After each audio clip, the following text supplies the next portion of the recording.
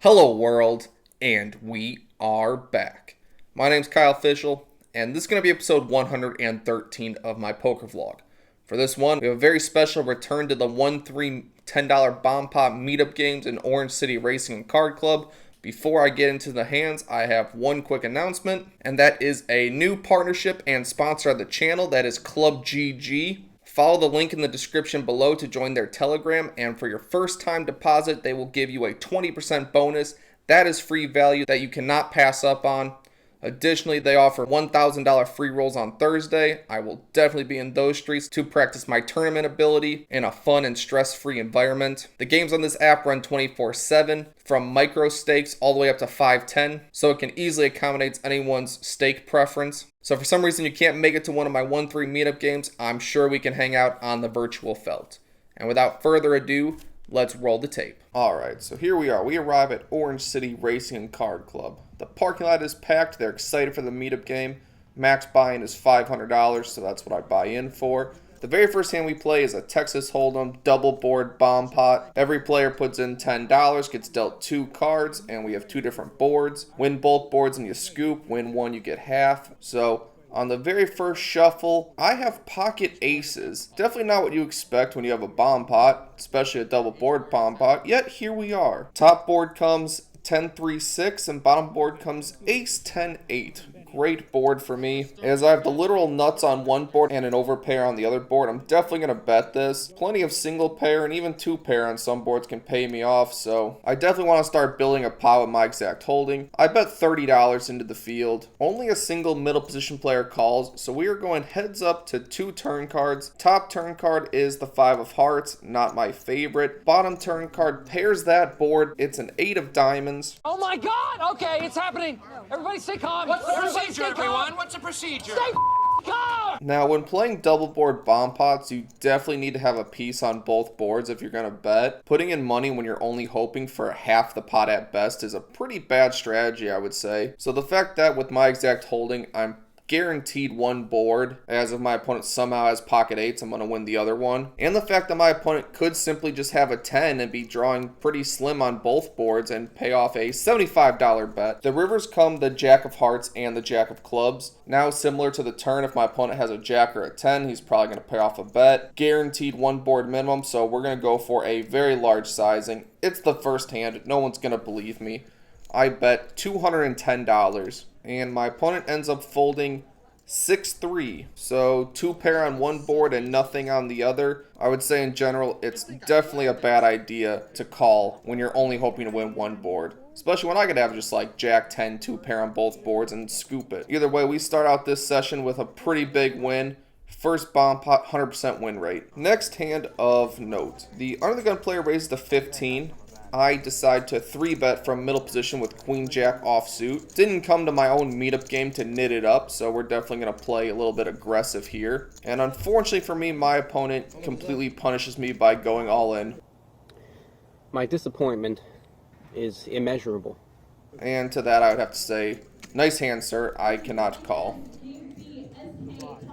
Next hand of note, it folds to me on the button. I have 9-5 of spades. I raised to $15 as I did not come to my own meetup game to knit it up. Well, the small blind 3-bets me again. A lot of action in these meetup games. Everyone's here to battle. He makes it $45. I'm not going to fold to every 3-bet opponents do to me, so I make the call this time with position and a suited 9. When the flop is 8-5-3 2 hearts, 1 spade, my opponent continues for $80. Now, flopping a pair is pretty good here, I would say. I do believe in lower stakes tables, people will 3-bet ace king and then just overplay them significantly. So I do think it's possible my opponent has an ace X here. He only has about 120 behind this $80 bet, so if I call this 80, I'm absolutely never folding. I have plenty of backdoors with spades and straight draws, and I have a pair, and it's a meetup game. I can't fold, so I just put them all in. He snap calls and has pocket 10s, which are definitely going to be good, except when the turn's a 9. It's all going according to my plan. So we get it in very bad and get a pretty gross suck out. Sorry for that one, sir. Definitely running well so far. Next interesting hand. With a $10 button straddle, yes, we play 1, 3, 10 in these meetup games. There's one limp, I raise to 25 with king 8 of spades, not knitting it up at my own game. One late position player calls and the button calls as well. Limper folds, so we're 3 ways to a flop of king 10, 7, rainbow, no spades. This is one of those times where I think a top pair, no kicker is pretty good for a check call mode. Not afraid of too many runouts on this particular board. So this is one of the hands that I'm going to treat as a pure check call down. I check. Middle position opponent bets $15. Button folds. Seems reasonable. I'm going to continue. Turn is the 5 of spades. Full rainbow. Definitely a very good card. Very few 2-pair combinations have come in. My opponent continues for $35. Still just going to be a pure check call. River is the 7 of hearts. Not my favorite card, as my opponent could just be betting a third pair twice when he senses some weakness, or just trying to make the vlog by doing that. Either way, I check it to my opponent, and he checks it back. He shows Jack 10, and a pair of kings is better than a pair of 10s. So I'd say that hand worked out pretty well. Next hand of note, and we are back to our second double board bomb pot. Everyone puts in $10 and we're 8 ways to 2 boards. Jack 10, 3, and ace, ace, king. And somehow I have ace, queen offsuit here. So again, very little chance I get scooped here. Trips with probably the best kicker, unless my opponent somehow has ace, king. And then a gut shot to the nuts on the other board. We are definitely going to bet this one. I bet $25 for value, thin the field, get paid by worst aces and maybe just jacks that I could put pressure on if overcards come. Only one caller, so we're heads up to 2 turn cards, which is the deuce of hearts on top and the 7 of diamonds on bottom. Now that we somehow have nut heart blocker and a gut shot and trips, just somehow running really well in these double board bomb pots, gonna bet again. I have value on both boards, very strong hand. I bet $70, and this time my opponent folds. Double board bomb pots are super fun. Did you go out and play in Texas? Next hand of note. A middle position player raises to $10. There's one caller, the button calls. I call in the small blind with queen 9 of diamonds, so we're going 4 ways to a flop of king, queen 6, 2 diamonds. Very good board, middle pair, and a flush draw. Definitely going to be one of my check raise candidates. However, when I check to the pre-flop aggressor, he checks and it checks through. When the turn is the 8 of spades, not going to let this check through a second time, especially as there's plenty of straight draws and now 2 different flush draws I can get value from. I bet $30. Only a middle position player decides to call. So we're going heads up to a river, which is the 9 of spades. Very dicey card. Spades come in, gives me 2 pair. Also completes Jack 10. So I'm not sure my hand is good enough to be able to bet anymore. I check to my opponent and he wagers $50. After a bit of thinking, I think that there's just enough 2-pair combinations that I do beat where this can be a fine call. Beat 8-9, 8-6, maybe queen 8 at some frequency. Maybe my opponent just slow played ace, king, ace of spades. So I eventually make the call. However, not this time. My opponent has 7-5 for a straight that I really did not see coming. Anyway, nice hand, sir. Next interesting hand. There's a button straddle, the small blind limps. I raise to $35 with ace jack offsuit. Well, the button goes all in for about 110, and then the small blind calls. I don't really think ace jack is a good candidate for an overcall. However, with position and only 70 to win about 230, I think the math makes this hand a bit reasonable. So I make the call. So we are 3 ways to a flop, 1 all in. Flop is ace high and dry, so very, very good for me. When the small blind checks to me, I think my hand's strong enough to build a side pot. I don't really see him checking with a better ace than ace jack, so I'm going to bet small here, try to get some extra value when we flop top pair. I bet $60. He makes the call pretty quickly. Probably going to slow down if there's any dicey turn cards. Ace of diamonds is definitely one that I'm not going to slow down on. This time I bet $120, and my opponent quickly folds. I have an ace. I need help. River is a fairly inconsequential 6. No need to make the all-in players show first. I believe I have the best hand. I'll just turn it over. And 3 aces is good. So we are definitely running good in this session.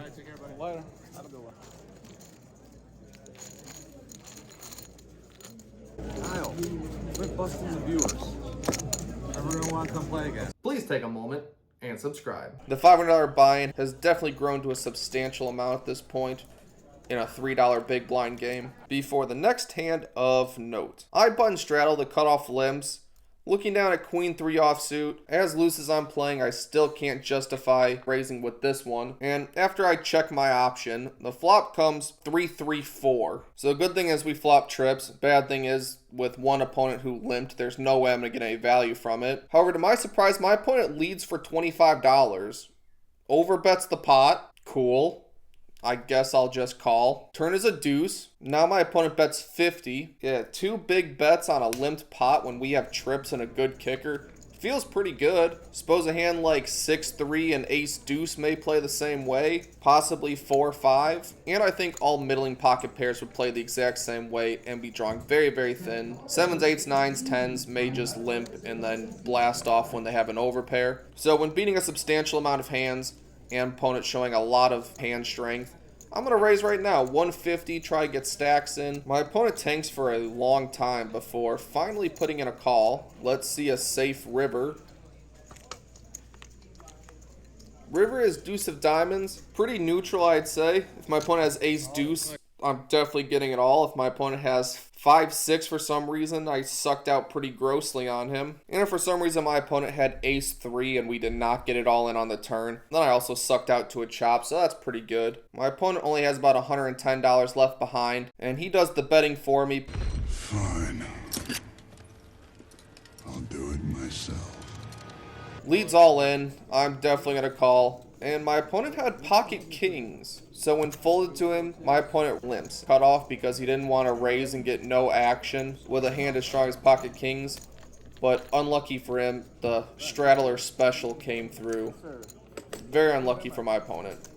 Next interesting hand. With a button straddle, an early position player raises to $35. I'm in middle position with pocket 10s. Definitely could 3-bet sometimes, but the initial aggressor had been somewhat tight at the table. I think we can just call and see a flop with 10s in this particular hand. Well, the button has other ideas as he raises to 125. Then the small blind goes all in for 250. Now it's kind of interesting. Is 10s good enough to flip? Is it possible that 10s could be ahead against 2 ace-x hands? Well, I'm trying this new thing where I don't overplay pocket 10s like I have in the past many times. Flashback. I eventually make the call, but my opponent had flopped a set of 4s. He snaps it before I even get one chip in the middle. Ships it now and snaps him off. Yeah, I mean, how do you not? Oh, he bricks out though. Wow, dodges everything. End of flashback. So I think against a 4-bet, 10s can be a pretty easy fold. Gotta play discipline sometimes, even though these meetup games are crazy. Sometimes the players just have it. Well, I'll probably still make them. This is just table advertising.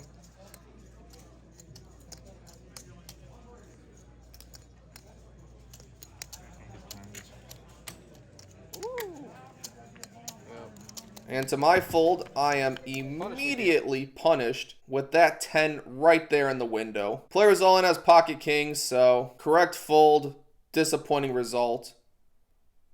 Until there's a turn king, and now I feel much, much better. And the button had pocket jacks, so we somehow luckily faded set over set over set. Next hand of note. I limp with king 9 offsuit. Definitely not recommended, but I wanted to play with as many people that came to these meetup games as possible, so trying to play as many hands as possible. The button raises to 15, the big blind calls, I call, so we're 3 ways to a flop of 996. The run good continues. I check it to the button bets $25, big blind calls. I probably should just call here, but for some reason, with 2 players calling, I think someone might just have a 9 and my kicker will definitely be good. 10-9, 9-8, maybe 7-8 will pay off this bet as well as 10s plus, so I make it $75. The button quickly goes all in, asks for a count while also telling the opponent I have king 9 and I'm probably calling, just kind of need a count for the vlog. Sorry, sir. When the total is just over $200, I can happily make the call and show. And this is one of the examples where my opponent was definitely unwilling to get away from ace-king. So, very good situation. Have him pretty much drawing dead. Turn ace? What is that? Oh, river queen. Alright, so we didn't get the sub 4% come through from my opponent. So the run good continues.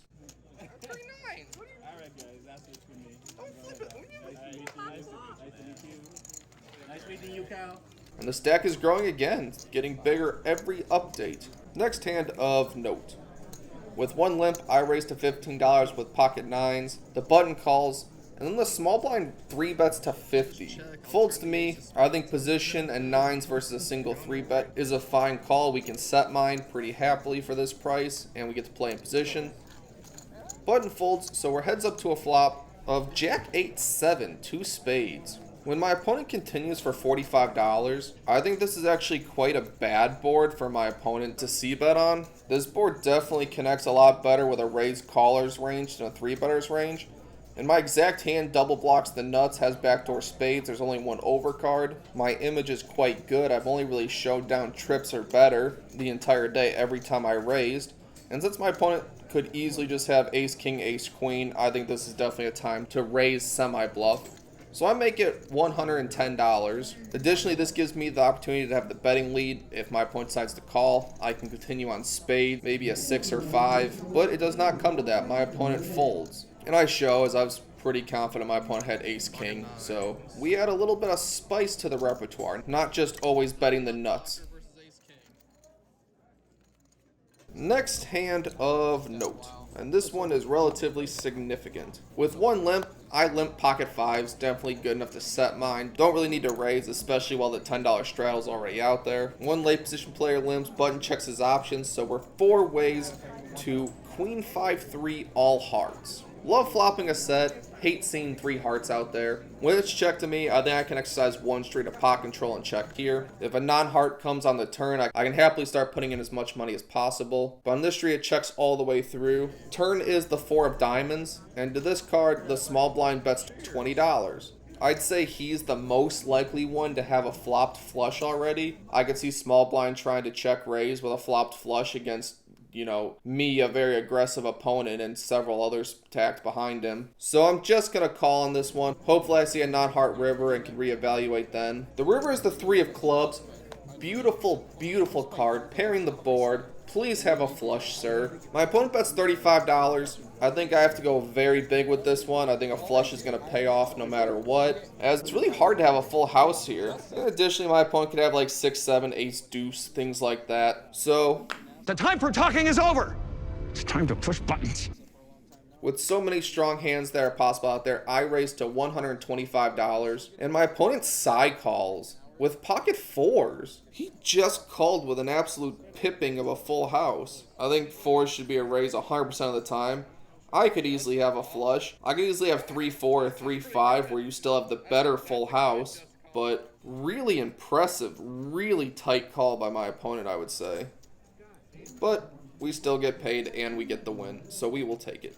How do you just call with a full house? Next interesting hand. I button straddle with 2 limps, a middle position player raised to $35. I look down to ace jack offsuit. I'm going to defend. Small blind calls and the limper decides to fold. So we are 3 ways to a flop of jack 10 deuce. Very happy to flop top. On this hand, it checks to the pre-flop aggressor. He continues for $55. Definitely on the larger side. I'm not going to fold when I flop top pair, so I make the call. Turn is the 9 of spades. My opponent bets again, this time $125. I do think with the board being jack 10 high and in lower stakes, people being unwilling to give up on ace king, ace queen, I do believe 2 overs and a gut shot would play the exact same way. With a 3-liner out there, I do think hands like queens and kings would probably slow down on this turn card, as there's so many 2-pair combinations that I could have at this point. So I think I'm still ahead of a bunch of hands and ruling out some of the premiums. I decided to make the call a second time. The river's the 5 of diamonds. Very interesting card, as I now block the nuts with ace high diamonds. On this card, my opponent checks to me. I briefly considered turning my hand into a bluff, because I think I have a very good candidate to get kings or queens to fold, but I still think I have enough showdown value to just check this back. Being ace queen, ace king, ace 10, maybe a king jack, queen jack. So I happily check this one back. This time my opponent had pocket aces. So nice hand, sir. You definitely got a big one from me. And a final hand of note. Ladies and gents, this is the moment you've waited for. With a button straddle, The small blind raises to 20. This is a small blind who just called with pocket fours when it was full house over full house, and now he's under the gun min raising. I'd say very strong, but when it folds to me even that much strength, I cannot just call with pocket kings. I'm gonna 3-bet it to 50. The button, who I guess was not paying attention, throws out 60 trying to raise. I suppose he did not see my 3-bet, but it's not going to be legal. It's going to remain with my bet of 50. None of this deters the small blind, who raises to 175. Definitely based on the other hand with this opponent and the exact action, I'm very unhappy with the situation. I definitely don't think that he has ace-king here. I think it's queens, kings, or aces. But even so, for just $125, I don't think I can fold pocket kings just yet. So I decide to make the call. And when I make the call, the button decides to go all in for about $2,000. Oh, good, that hurts so much. Which is open to anyone's interpretation. And then the small blind decides to go all in for about $800. Yeah, this is definitely the hand of the night, though. Pocket kings facing a 5-bet and a 5-bet call, I guess, has to be a fold. So that's what I do. I guess I'll fold. Oh, you took out all my outs. Damn. Wow. And obviously, button had aces, small blind had kings. Means pocket kings are pretty much dead, as very slim chance there will be a 4 flush or 4 straight board, and aces did hold on this one. But I guess we folded pocket kings semi-correctly. Please comment below if you would have folded before the 175. But we're into the game for $500, out of the game for $880, which is a profit of $380 across 7 hours, equates to $54 an hour or 18 big blinds an hour. Yeah, definitely gave some back on the back end, but we ran really good leading up to the last few hands. Folding kings pre is never easy, it's never fun, but sometimes you just gotta do it. Hope you enjoyed this video. If you did, please leave a like, tell your friends, and I will see you all next week or my next meetup game, which will be September 17th.